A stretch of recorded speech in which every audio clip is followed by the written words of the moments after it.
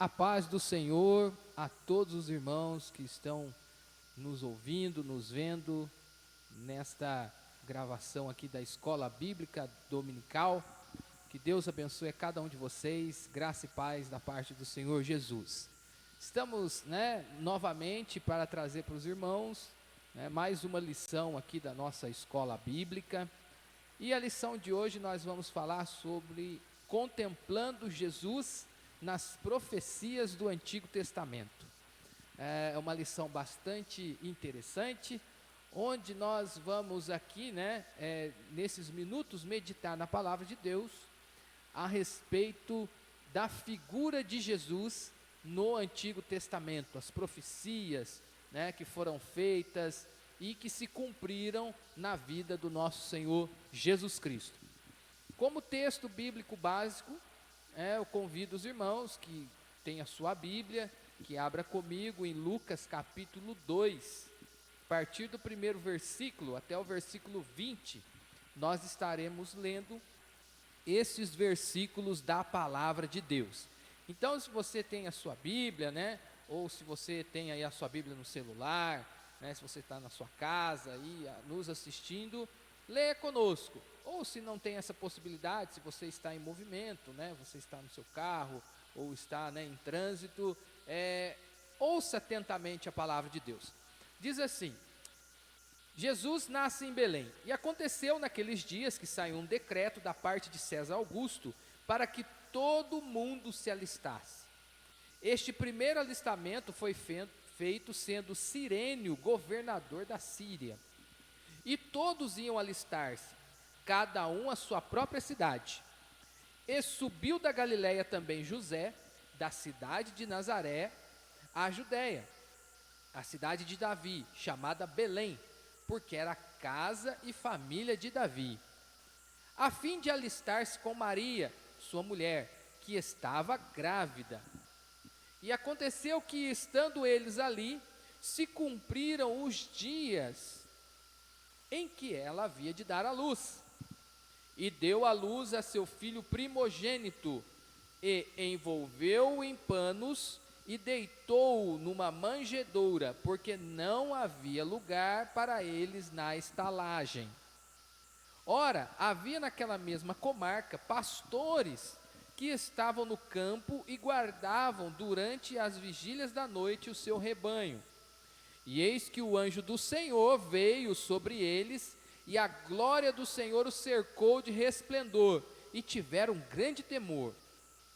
E o anjo lhes disse: não temais, porque eis aqui vos trago novas de grande alegria, que será para todo o povo, pois na cidade de Davi vos nasceu hoje o Salvador, que é o Cristo, o Senhor. E isto vos será por sinal: achareis o menino envolto em panos e deitado numa manjedoura. E no mesmo instante apareceu com o anjo uma multidão dos exércitos celestiais, louvando a Deus e dizendo: glória a Deus nas alturas, paz na terra, boa vontade para com os homens. E aconteceu que, ausentando-se deles os anjos, para o céu disseram os pastores uns aos outros: vamos, pois, até Belém, e vejamos isso que aconteceu, e o que o Senhor nos fez saber. E foram apressadamente, e acharam Maria e José e o menino deitado na manjedoura. E vendo-o, divulgaram a palavra que acerca do menino lhes fora dito. E todos os que ouviram se maravilharam do que os pastores lhes diziam. Mas Maria guardava todas essas coisas, conferindo-as em seu coração. E voltaram os pastores glorificando e louvando a Deus por tudo que tinham ouvido e visto, como lhes havia sido dito. Amém. Então, esta é o nosso texto bíblico básico de hoje, onde nós vemos aqui, o cumprimento maior, da profecia em que ali no começo dos tempos Deus já havia prometido que viria o Salvador. Então aqui em Lucas nós vemos este cumprimento desta profecia, onde Jesus nasceu ali na cidade de Belém, e toda a história, né, que nós acabamos de ler. Então nós vamos, além dessa passagem, nós vamos também, né, observar algumas outras passagens, profecias acerca de Jesus Cristo, né, que já havia sido predito no Antigo Testamento, muitos anos antes dele haver nascido. O Antigo Testamento está repleto de predições acerca do Messias, desde os escritos de Moisés até o profeta Malaquias, né, que é o último livro do Antigo Testamento.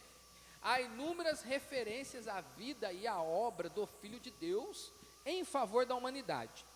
Neste estudo, nós vamos analisar algumas passagens, né, do Antigo Testamento em que se cumpriram na vida do Senhor Jesus. Então eu convido os irmãos a, juntamente comigo, né, embarcar, né, vamos dizer assim, nessa viagem, onde nós vamos aqui, né, meditar na palavra do Senhor, dentro do Antigo Testamento e também no Novo Testamento.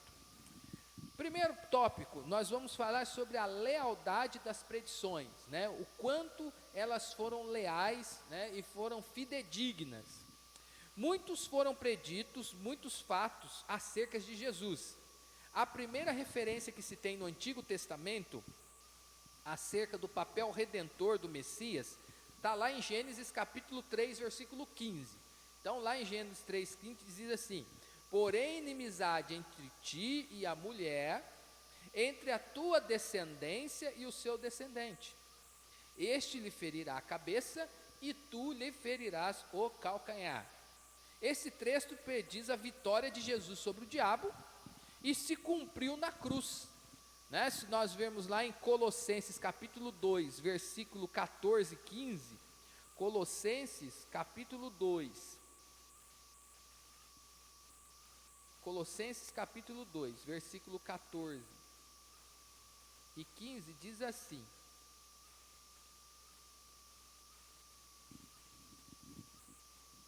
e havendo riscado o escrito de dívida que havia contra nós nas suas ordenanças, o qual nos era contrário, removeu por meio de nós, cravando na cruz, e tendo despojado os principados e potestades, os exibiu publicamente deles e triunfou na mesma cruz. Glória a Deus, né? Aqui nós lemos a vitória de Jesus ali na cruz do Calvário, a vitória dele sobre o inimigo.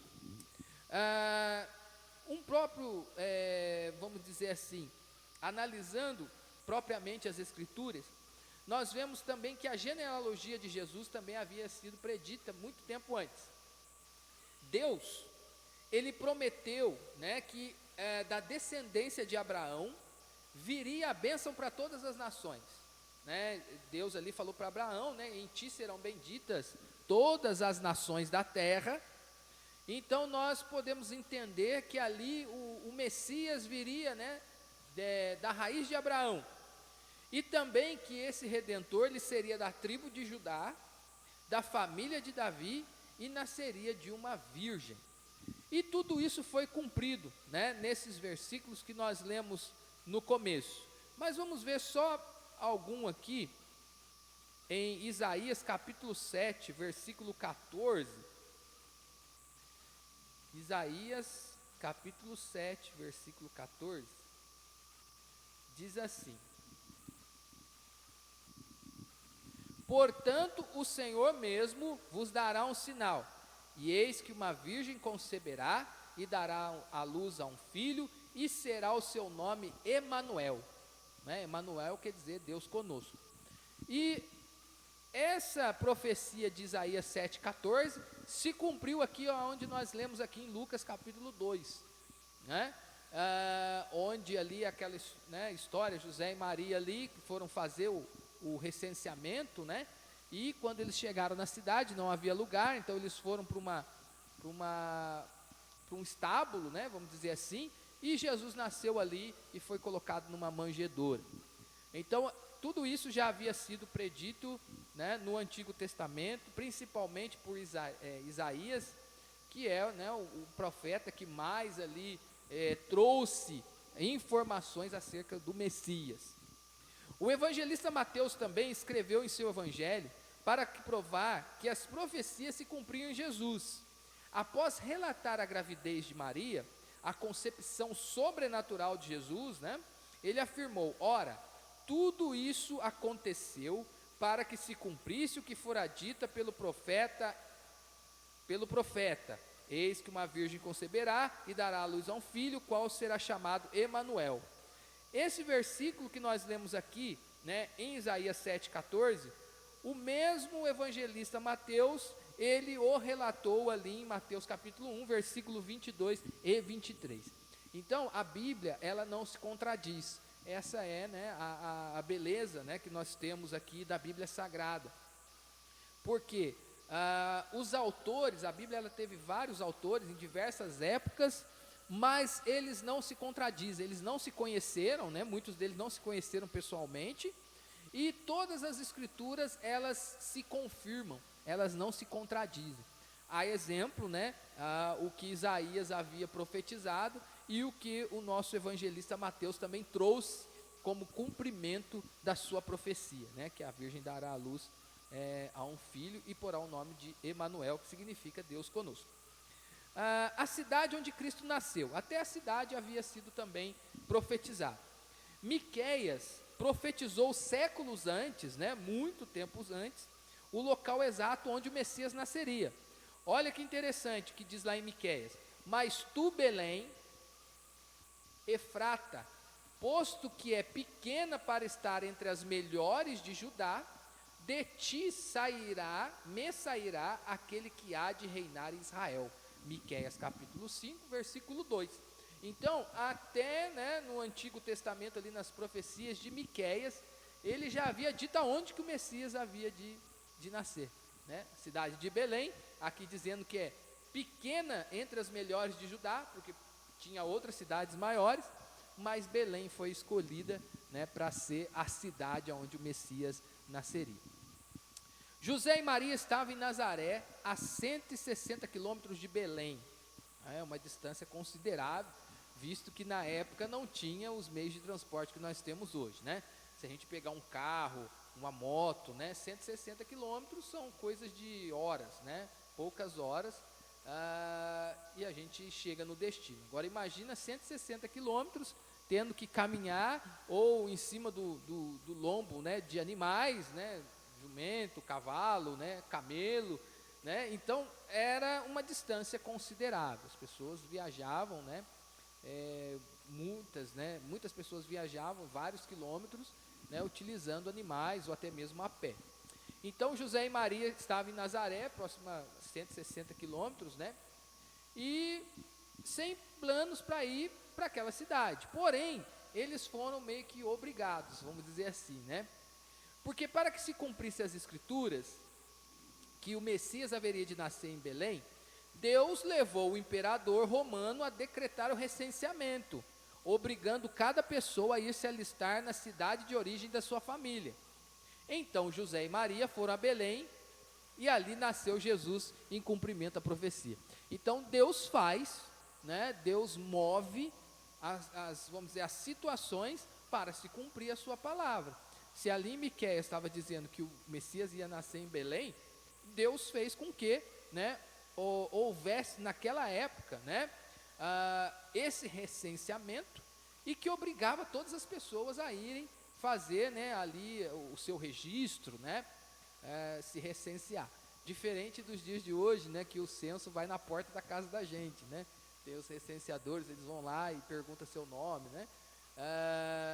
E pega outras informações. Mas naquela época o imperador decretava, a pessoa tinha que sair da sua casa e ir até uma capital ou até uma cidade próxima para fazer ali o recenseamento. E foi isso que aconteceu. E no meio desse processo nasceu o Salvador na cidade profetizada por Miqueias. E nós vamos ver mais adiante outros detalhes acerca da vida de Jesus, antevista pelos homens de Deus no Antigo Testamento. Então a gente vai ver aqui também outras passagens que falam, né, do Messias. Primeiro vamos ver lá em Salmos. O livro de Salmos está repleto de profecias acerca do Messias. Além daquelas profecias mais gerais sobre o nascimento e ascendência de Jesus, há diversos salmos também que falam acerca da vida também e da obra do Messias. Alguns tratam exclusivamente do seu sofrimento, são conhecidos como salmos do servo. Aí a gente encontra no Salmo 18, Salmo 22, Salmo 69, Salmo 88 e Salmo 116. Então, nesses salmos, né, que eu acabei de citar para os irmãos, né, depois se os irmãos quiserem pausar o vídeo, né, para pegar o número certinho, Salmo 18, 22, 69, 88 e 116, são conhecidos como salmos do servo, que é onde fala do sofrimento do Messias, né, a favor da humanidade, a favor dos seus, né, vamos dizer assim, dos seus filhos, né? Então aqui a gente tem esses salmos, os salmos do servo. Porém há outros também que contêm detalhes acerca da vida, trabalho e sofrimento do reino do Senhor. Os salmos declaram que em seu ministério o Messias sofreria oposição, porém obteria vitória. Mesmo lá em Salmos, a gente pode notar que, né, o salmista, né, ou os salmistas, eles já falavam, né, do sofrimento de Jesus e também que ele sofreria oposição, as pessoas também se voltariam contra ele. Isso a gente pode ver lá no Salmo 2, versículo 1 e 3 e no Salmo 110. Só para tirar, né, essa dúvida aqui, Salmo 110, Salmo 110, verso 1. Deixa eu procurar aqui, Salmo 110, verso 1. Diz assim: Disse o Senhor ao meu Senhor: assenta-te à minha direita, até que eu ponha os teus inimigos por escabelo dos teus pés. Então ele já disse assim: disse o Senhor ao meu Senhor. Então aqui ele já estava falando, né, do Messias. Este Salmo 110, ele fala do reino sacerdotal do Messias. Depois os irmãos com calma podem abrir, né, o Salmo 110 e ler aqui aonde, né, o salmista fala de como seria o reino do Messias e a vitória que ele teria. O Senhor haverá de estabelecer um governo mundial, onde todos se submeterão ao seu domínio. Isso também está registrado em Salmos. O seu reino será de justiça moral, eterno, pacífico e próspero. Então nós confiamos nesse estabelecimento desse governo mundial do Messias, né? Nós sabemos que não é um governo terreno, né? É um governo eterno, pacífico, próspero, né? Porque aonde o Senhor, ele realmente haverá de reinar sobre todos, né?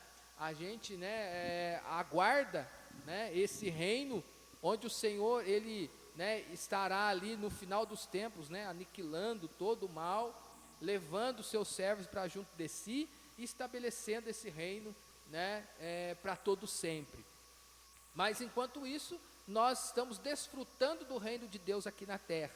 Esse reino de Deus aqui na terra, o próprio, né, evangelista fala que não é comida, não é bebida, mas sim, né, o poder de Deus entre nós. Então é este reino que nós estamos desfrutando. Sobre o seu procedimento, conforme as profecias do salmista, o Messias seria amigo dos pobres e adversário dos opressores. Jesus, ele também foi, né, muito chegado ali às pessoas mais vulneráveis, né, principalmente da sociedade da época, né, ali as viúvas, né, os leprosos, né, ele curou ali vários leprosos, cegos, pessoas que ficavam, né, à margem da sociedade. Então ele veio para essas pessoas também, para salvar essas pessoas. E também seria adversário dos opressores, né? Jesus ali combatia veementemente aqueles religiosos que vinham ali fazer aquelas perguntas tentando, né, encurralar Jesus em alguma palavra, mas ele sempre foi firme nas suas afirmações e ali na sua pregação, né, do evangelho. Então Jesus, ele veio para trazer também essa justiça. Em seu reino, os justos hão de florescer. Ele é o Filho de Deus e está à sua mão direita, ele é Deus, né? Então, no reino de Jesus, os justos hão de florescer. No reino mundano, né, a gente vê que quem se destaca é quem, né, ali comete injustiças, às vezes até são pessoas corruptas, são essas pessoas que às vezes ganham destaque, né, destaque na mídia, destaque às vezes até financeiro, né, pessoas que têm muitos bens, mas se for olhar a fundo, são pessoas que obtiveram aqueles bens de forma ilegal, de forma corrupta, né?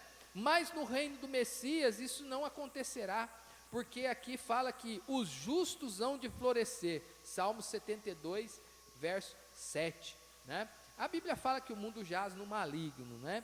Então, enquanto nós estivermos nessa terra, nós estaremos, né, aqui sujeitos a essas coisas. Mas quando Cristo, né, ele estabelecer seu reino eterno, então nós não teremos mais essas aflições, onde nós não teremos mais essas situações, né? Porque os justos hão de herdar a terra. E há outras, contudo, que aguardam o momento histórico do seu cumprimento. São aquelas que têm um aspecto mais escatológico, né, relacionado aos fins dos tempos. Foi isso que eu disse, né? São profecias de aspecto escatológico, no final dos tempos, depois da vinda de Jesus, né? Então nós temos aí algumas profecias que ainda estarão se cumprindo. Os profetas viram os sofrimentos e a glória do Messias. Em sua primeira carta, o apóstolo Pedro lembra aos leitores de que os profetas, falando acerca da graça, tinha consciência de que futuramente o Filho de Deus haveria de sofrer e depois ser glorificado. Isso está registrado lá em 1 Pedro, se nós lermos lá em 1 Pedro, né, no Novo Testamento aqui, 1 Pedro, capítulo 1, versículo 10 ao 12, fala assim: desta salvação inquiriram e indagaram diligentemente os profetas, Pedro falando, né, que profetizaram da graça que para vós era destinada, indagando qual o tempo, qual a ocasião que o Espírito de Cristo que estava neles indicava, ao predizer os sofrimentos que a Cristo havia de vir, e a glória que se lhes havia de seguir, aos quais foi revelado que não para si mesmos, mas para vós, eles ministravam essas coisas que agora vos foram anunciadas por aqueles que, pelo Espírito Santo, enviado do céu, vos pregaram o Evangelho, para que as quais coisas os anjos bem desejam atentar. Olha que graça, né? Que bênção. Os profetas, eles não tiveram esse privilégio que nós estamos tendo, né? Eles apenas profetizavam algo do futuro, mas nós vivemos, né? Aqui o apóstolo Pedro dizendo assim, vivemos o cumprimento dessa profecia, né? Ainda mais o privilégio dos discípulos, né, de terem ouvido Jesus pregar, de terem visto Jesus operando milagres, né? De terem presenciado todas as maravilhas que Jesus havia feito, mas também presenciaram ali, né, o sofrimento dele na cruz, mas depois também a ressurreição, a ascensão, né? Então eles foram privilegiados. Os profetas apenas visualizaram isso, mas não puderam presenciar. Mas aqui, né, Pedro dizendo, né, que foi revelado a eles, mas se cumpriram, né, nos discípulos ali. Então, que bênção, né? Hoje nós desfrutamos, né, desta graça que o Senhor havia predito muitos séculos atrás. Os sofrimentos do Filho de Deus. O profeta Isaías foi bastante claro quando anunciou que o servo Messias se apresentará como homem de dores, né? Jesus não viria assim, né, todo pomposo, né, cheio de riqueza, cheio de majestade, né, terrena, mas não, seria um homem de dores, um homem da sociedade, um homem comum. Embora a tarefa de Jesus fosse de fazer o bem à humanidade, o profeta previu que ele seria ferido por nossas transgressões. O próprio profeta Isaías, ele havia dito, né, que o Messias seria sem parecer, sem formosura, né? Ou seja, nenhuma pessoa assim de destaque, né, assim na sociedade, para que eles pudessem fazer assim vamos dizer assim, o destacá-lo para alguma coisa, né? Mas não, ele veio como uma pessoa comum, como eu, como você, né? Nesse meio, para poder pregar o evangelho, né? Quando eu falo pessoa comum, eu falo pessoa assim do nosso convívio, né? Pessoas assim que estão junto conosco ali no dia a dia, né? Que a gente pode ver, que a gente pode tocar, né? Que a gente pode conversar, né? Porque existem pessoas que estão na sociedade que são intocáveis, né? São pessoas que ninguém tem acesso, né? Para você ter acesso a uma pessoa dessa, você precisa passar por N pessoas, aprovações e não sei o que, ter o tempo certo para a pessoa te receber, né? Eu fico vendo né, esses países que têm reis, né, que têm reinados. Não é qualquer hora que você pode ir lá falar com a rainha Elizabeth da Inglaterra, né? Eu quero visitar a rainha Elizabeth, vai lá visitar. Não pode, né? Ela é a rainha, tem que marcar um horário e tem que ver ainda se ela vai poder receber e aí por diante. Mas Jesus, sendo o Rei dos Reis, Senhor dos Senhores, você vê que ele veio e todos tinham acesso a ele, né? As pessoas chegavam perto de Jesus, as pessoas tocavam em Jesus, né?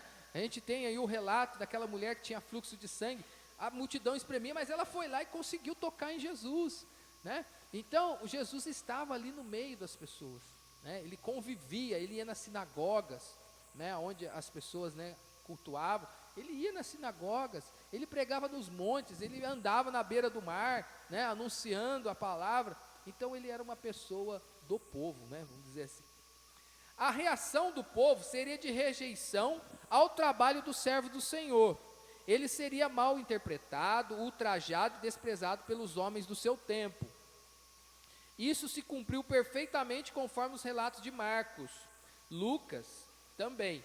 Zacarias, por sua vez, profetizou o pacto da traição e o valor pela qual Jesus foi vendido.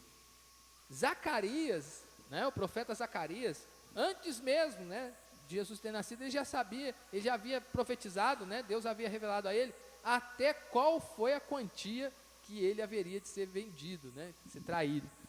Vamos tirar essa dúvida aqui. Zacarias, bem lá no finalzinho, né, do Antigo Testamento, Zacarias 11:12, capítulo 11, versículo 12, diz assim: e eu lhes disse, se parece bem aos vossos olhos, dai-me o que é devido, e senão, deixai-o. Pesaram, pois, por meu salário, 30 moedas de prata. Olha que interessante, Zacarias profetizando aqui, e na palavra de Deus se cumprindo ali em Marcos e Lucas, né, que Jesus foi vendido, né, foi traído por 30 moedas de prata. Essa é vamos dizer assim, a magnitude da palavra de Deus, né? Ela se cumpre.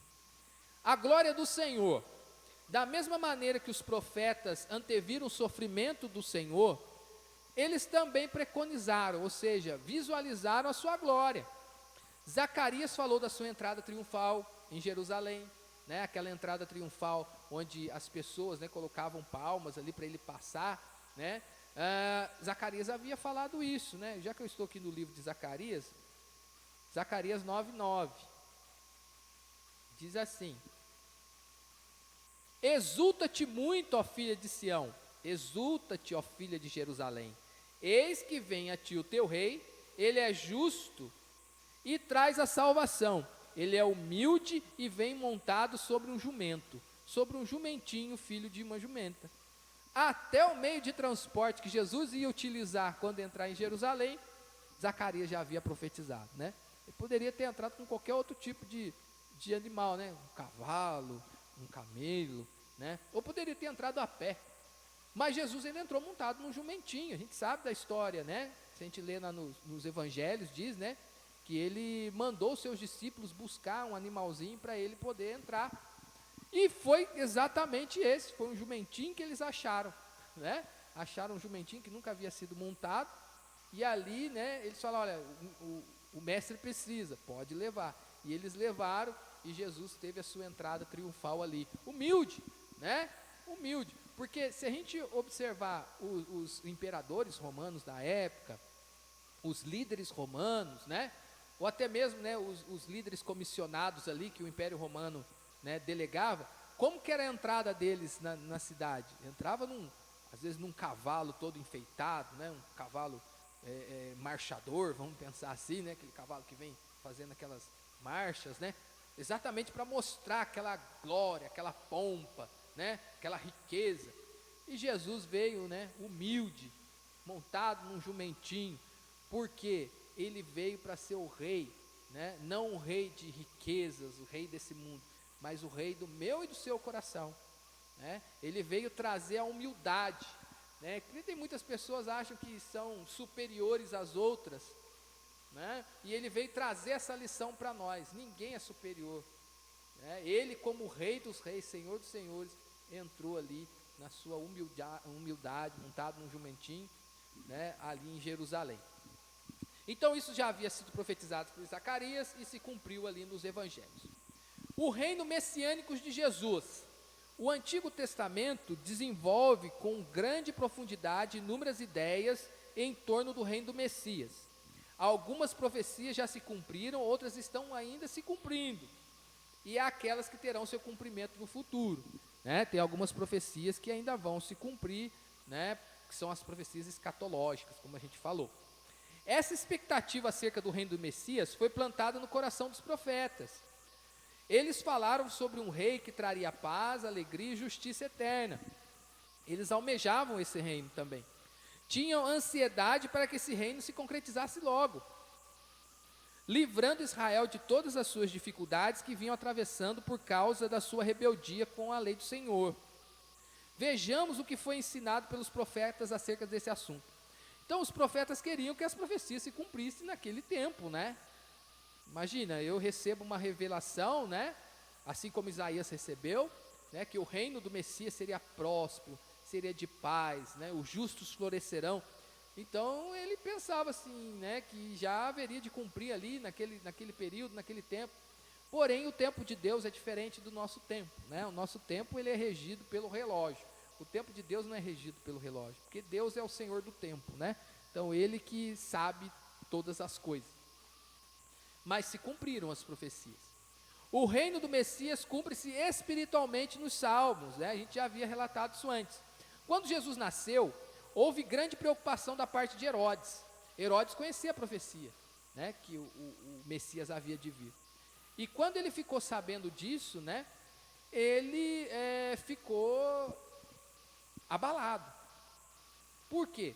Os magos vieram do Oriente, ofereceram ao menino Jesus presentes, né, adoraram ali, né, a Jesus, né. Esses presentes eram ouro, incenso, mirra, né, que cada um tinha um simbolismo. Por exemplo, o ouro indicando a realeza, o incenso a divindade e a mirra o sofrimento. Então Herodes ficou abalado, né, tanto que ele queria ir saber aonde que estava esse Messias. Mas a gente sabe, né, sabe pelas escrituras que a intenção de Herodes não era ir lá, né, conhecer o Messias e adorar, e sim eliminar, né, porque ele sentia isso uma ameaça para ele. Tanto que quando, né, se a gente lê aqui em Lucas, houve, né, a morte, né, das crianças, ele mandou um decreto que das crianças de 2 anos a menos tinha que matar todo mundo, né, todas as criancinhas, para os irmãos verem, né, a crueldade que esse homem tinha no coração, né. Mas é porque ele se sentia ameaçado por esse Messias. Ele achava que o Messias ia roubar o reino dele, né, ia roubar o trono. Mas Jesus veio fazer um reino espiritual, né, ele veio trazer um reino de paz, de salvação, de, vamos dizer assim, religar o homem a Deus, né, que o homem já estava afastado de Deus já havia muito tempo.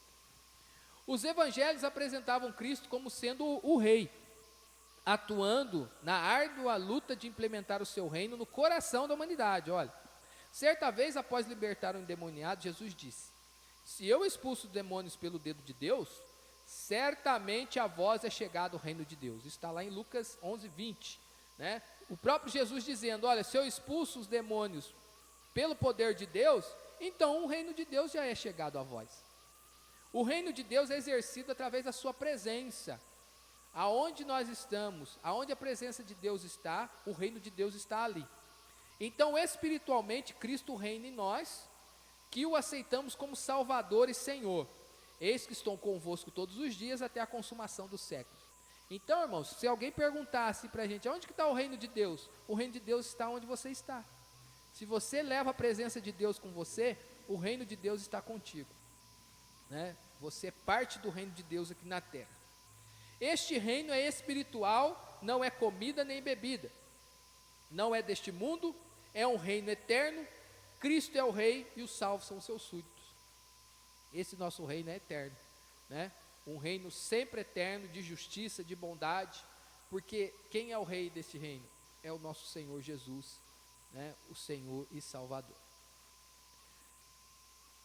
Falando a respeito aqui do último tópico, vamos falar sobre as profecias que vão se cumprir no milênio, né? Que são as profecias escatológicas.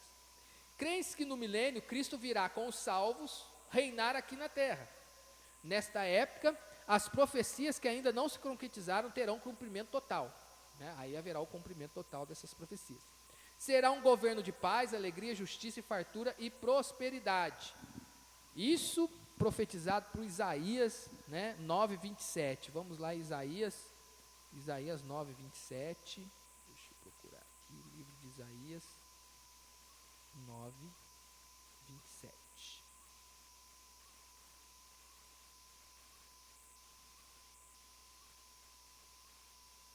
Isaías 9. Desculpa, irmãos, Isaías 11:1. Isaías 11.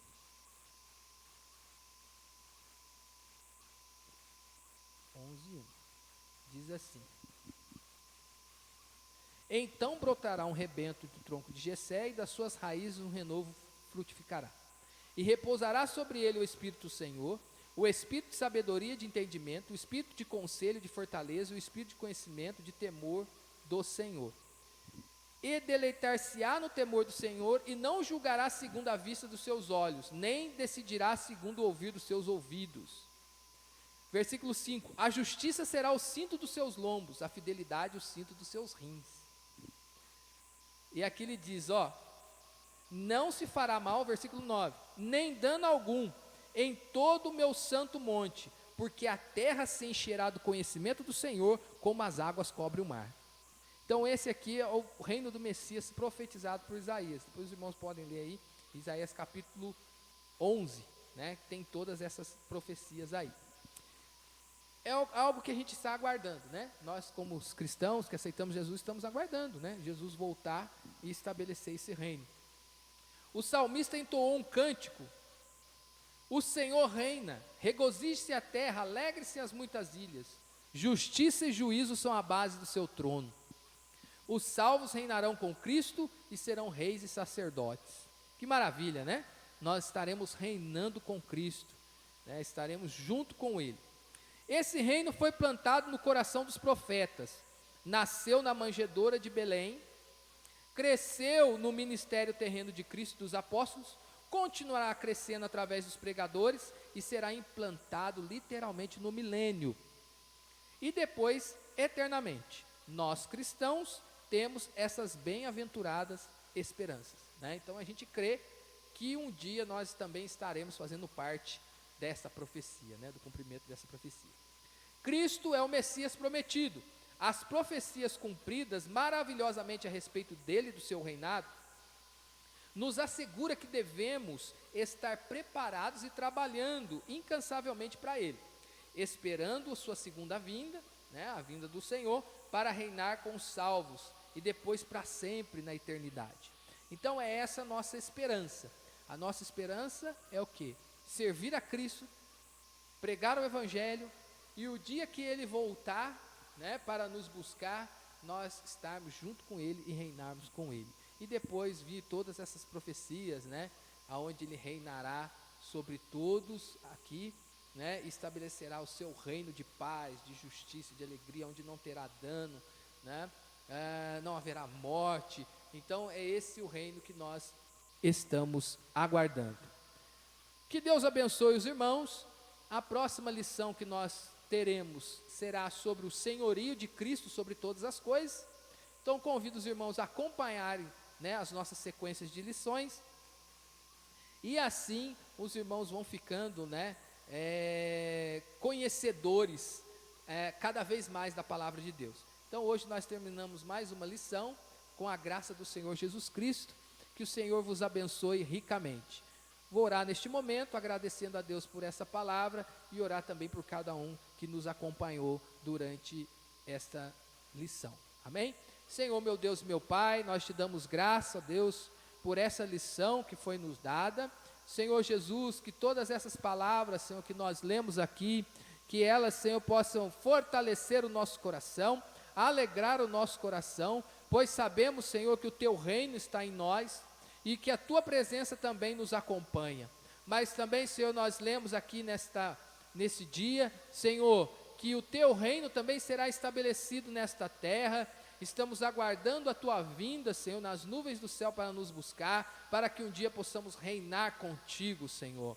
Em teu nome nós te agradecemos, pedimos que fortaleça, Senhor, a cada irmão que está aqui, ó Pai, também participando, Senhor, deste estudo. Que o Senhor possa abençoar ricamente em nome do Senhor Jesus Cristo. Visita aqueles também, ó Pai, que não podem, Senhor, estar conosco, Senhor, estão, ó Pai, enfermos, estão, Senhor Deus, em viagem, em trabalho. O Senhor sabe, o Senhor conhece a cada um e a cada coração. Mas que o teu Espírito seja derramado sobre nós e a tua graça, Senhor, também esteja em cada um dos nossos corações. Em nome de Jesus nós te agradecemos e pedimos a tua misericórdia sobre nós. Amém.